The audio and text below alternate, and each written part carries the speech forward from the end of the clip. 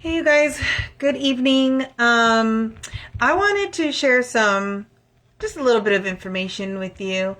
So fellow researcher, started this research path that I'm getting ready to share with you today. And I'm going to tie it to the copyright strikes that Signorelli did towards Rob Wilson, the Love Agenda, and even in conjunction with Fighting for the Faiths, Chris Rosenberg's, copyrights. So, does anybody remember the Domino Revival logo? Okay. Think about it a little bit if you remember what it looks like, because I'm going to share it with you. But first, I'm going to let Rob Wilson from the Love Agenda share his the story behind his copyright strike, which is actually getting ready to possibly lead his channel into being shut down. Even though the thumbnail that's in question he created, and even though he used terms of fair use. So I'm going to go ahead and I'm going to let him share. And this is from his video titled Daystar Marcus Rogers Exposed, the Christian Mafia Secrets, that he posted on December 15th of this year. And again, I'm just going to let him share his, and then I'll show you some research that a fellow researcher shared with me. And I went ahead and emailed a person and found some answers. And we want to just give you this. We want you to take into consideration what Mike and the other Demon Slayers are doing to Rob and his channel, The Love Agenda, and Fighting for the Faith YouTube channel, and probably any others. And consider that, and then consider the information that I will share with you later on in this video. Okay? So first, let's listen to Rob explain the copyright strikes that he received. Okay? And if you're unaware, I will show you which thumbnail Signorelli decided to put copyright strikes on. All right, so let me turn my camera around. So this is the thumbnail, okay? And what I found quite interesting is, like, I remember one of their people also doing fire eyes, but it was on themselves. And so maybe some of you might know other people that actually use this specific fire eye. But anyways, let's listen to what Rob says. The channel situation here. So let me bring up this first thing right here. I did speed it up, okay? Let me put it down here. This is something that came from YouTube. And I want you to see how this works here. Right? He received a couple of copyright strikes on different videos.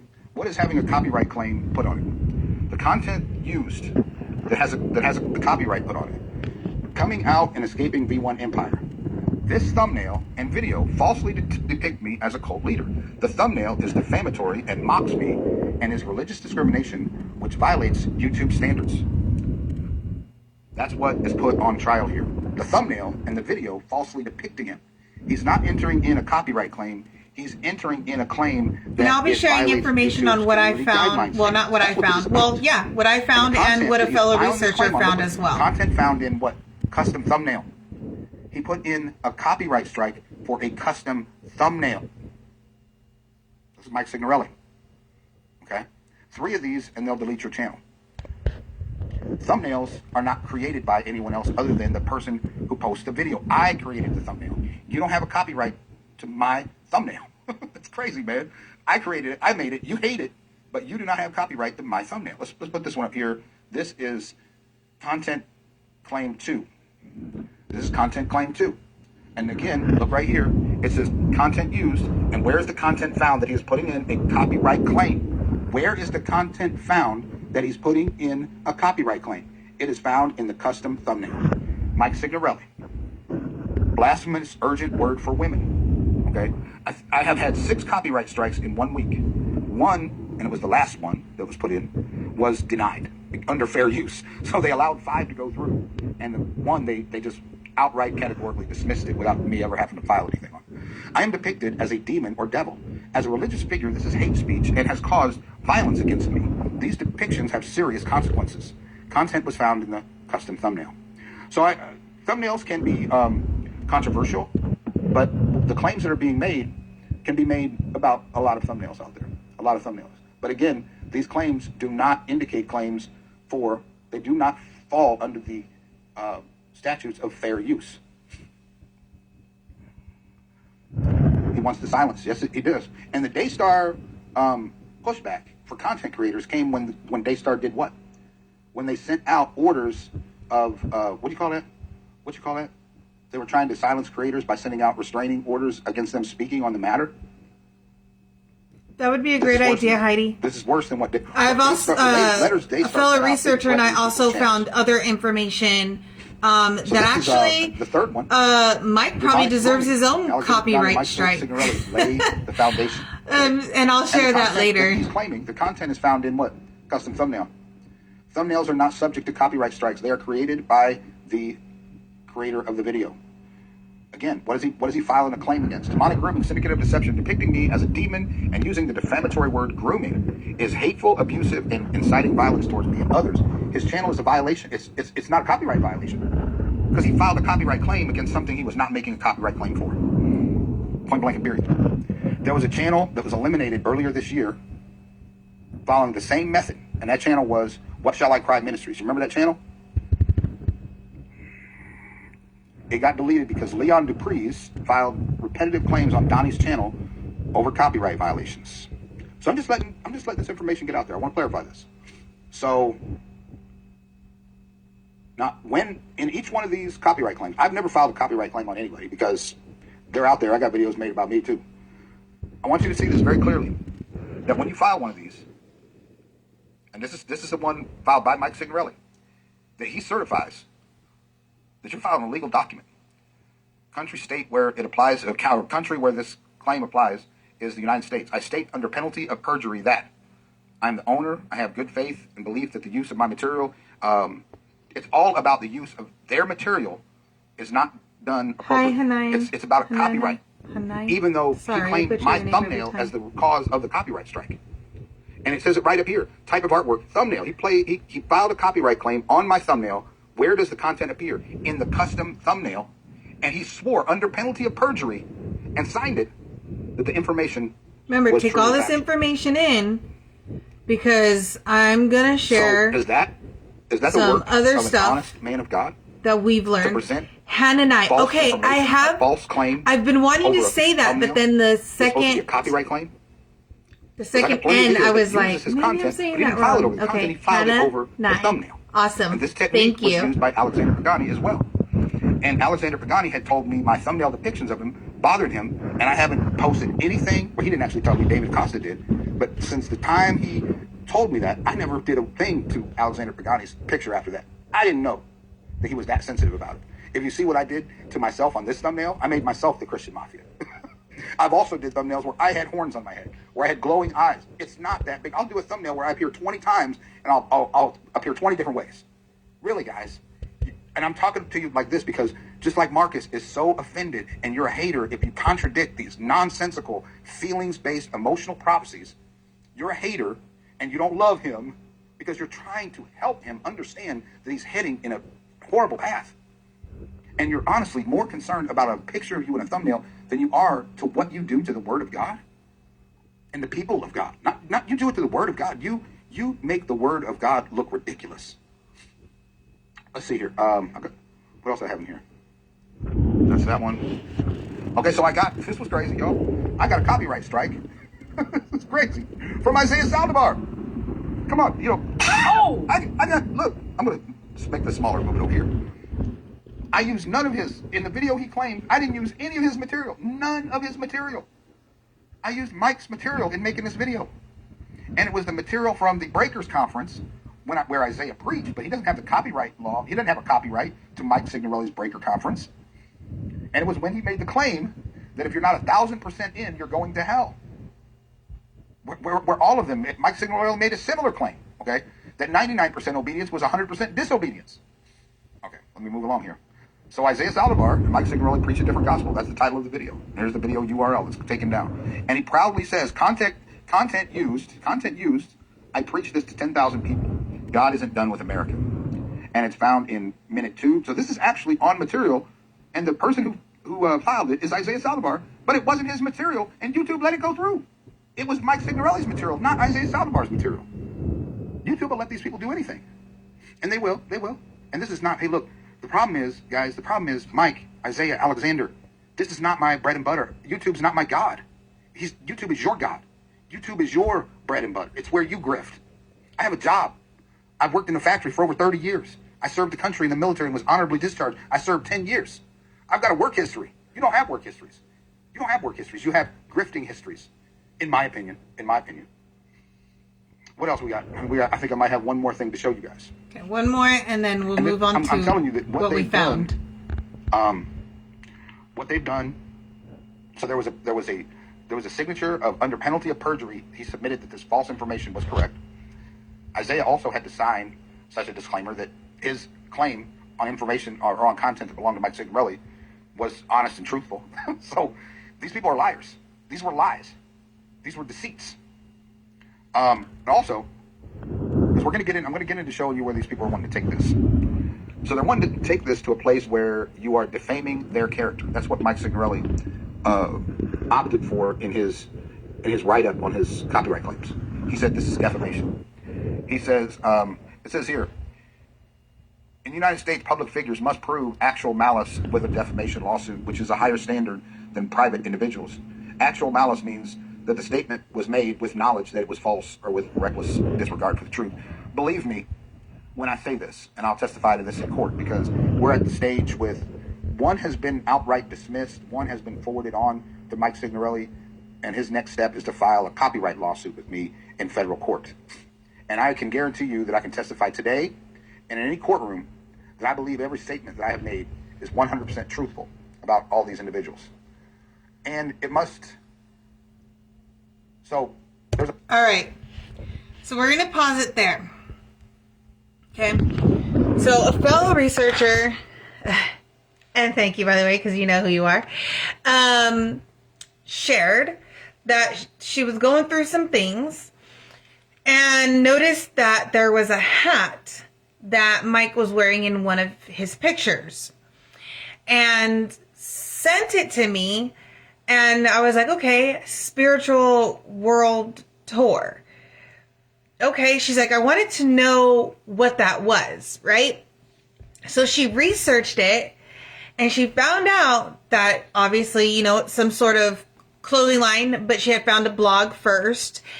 And so, of course, I go down a rabbit hole as well, and find their website and go on their Facebook page and send a direct message to them. Then I was able to find their email. So I emailed them through their page, and I asked them, just like I did with Link, okay? And I asked them, let me get my email up. Sorry, guys. I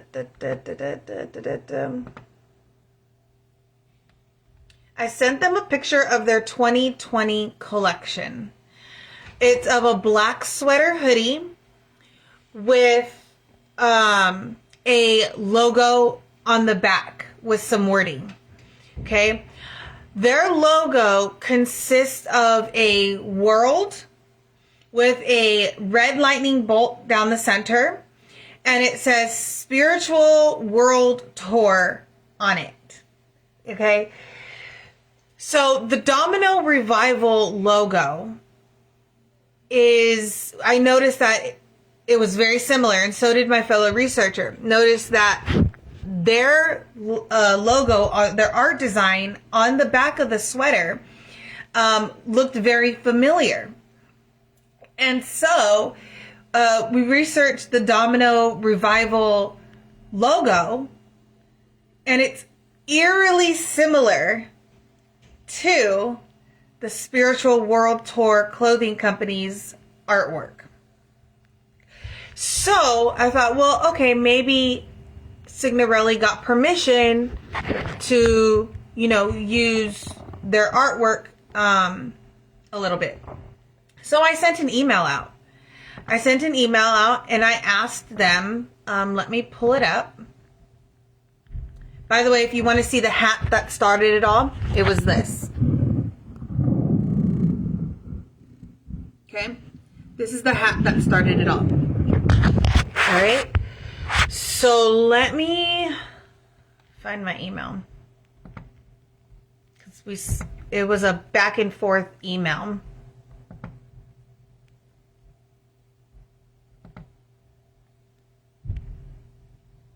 Actually, I might have to go into my email. 1 second. Let me pull it. There's a higher standard for public figures. The standard of actual malice is intended to protect free speech. Let me... Gmail. Oh, sorry. You're fine, Farai. I didn't mean to interrupt. You're fine. Let me pull up my email 1 second.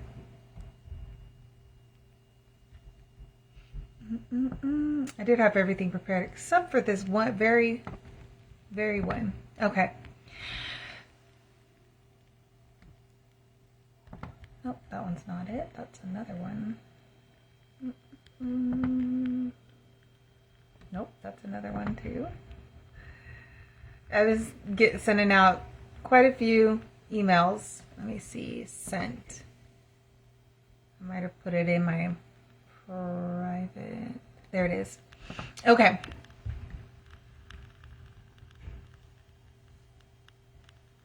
So I had reached out to them and I had asked if they permitted anyone to utilize their artwork, whether, it be, really just anything, right? Because the actual artwork, and I'm going to show it to you, is Mike took it from the Spiritual World Tour clothing company. Okay. And the person responded to me and said, hey, Nikita, we have not given anyone to use artwork from our work. Was that something you were looking into licensing?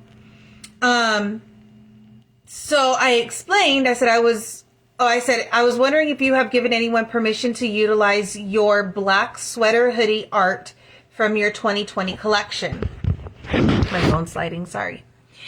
And they gave me that response. And then I let him know, hey, thank you for your response. I reached out because I noticed your design was very similar to another design. And so let me make it bigger here. This is the design from their 2020 collection. Okay. You see?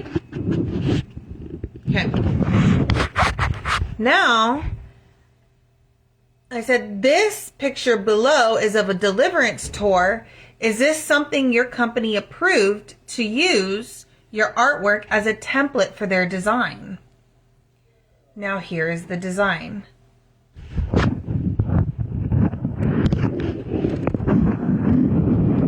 Okay. The World Tour Domino Revival. Okay. Let's see if I can. So this.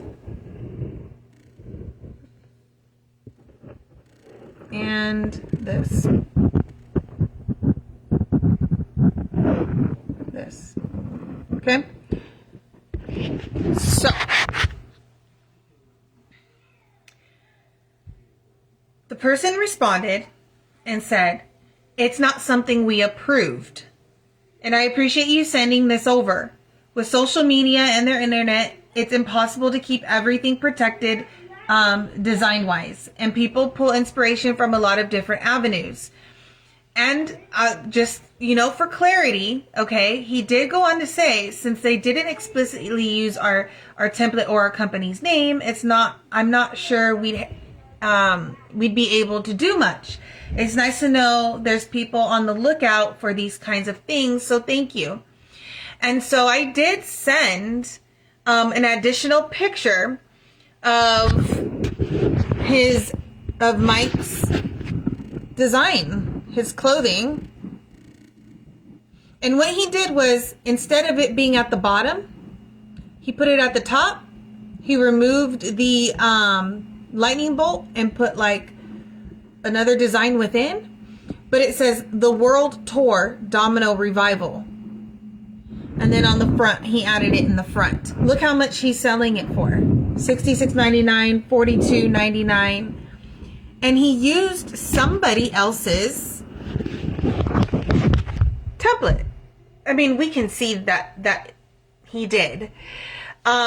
This was, and then so to think about what he's doing to Rob Wilson and his channel, The Love Agenda, and for the others who are doing copyright strikes from, or to Fighting for the Faith, or really any other one, it's hypocrisy. And I want to say that you guys should really think about, or at least Mike anyways, should really think about removing your copyrights. Because we can see clearly that you are actually doing something by taking somebody else's artwork and making it your own and profiting off of it. Instead of the Spiritual World Tour, it's the World Tour Domino Revival. He's using the world, he's using the lettering, but spreading it around. And again, it all started with a hat. You guys, there are signs everywhere.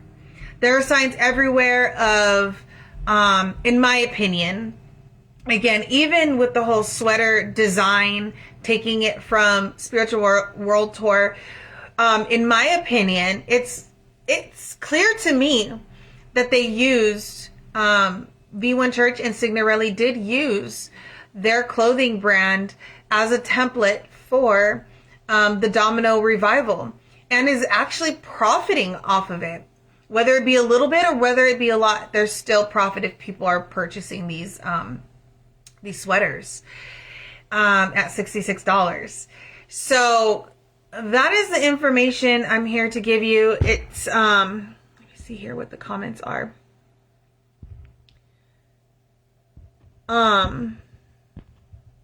Just looking at the comments, you guys.